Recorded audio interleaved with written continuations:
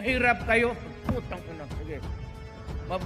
Magtiis kayo sa hirap at gutom. Wala akong pakialam. I hate corruption. Hindi ako nagmamakalinis. Marami rin akong nanakaw pero naubos na. So, wala na. Putang ina ka, umuwi ka na. Yung Prime Minister na Australiana, nirate nila. Pinagpilahan nila na ito. Nagalit ako kasi nirate. Oo, isa rin lang. Pero, napakaganda. Dapat, ang mayor muna ang mayor. Say! Tao ka ro naman siya.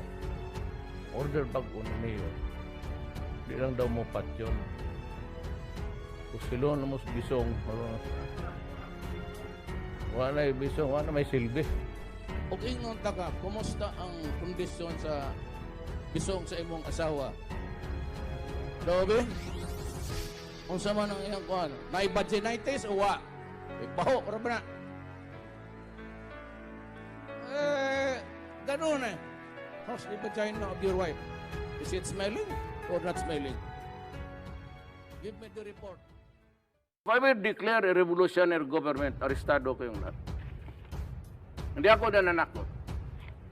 Just remember, I will not hesitate to declare a revolutionary government until the end of my term.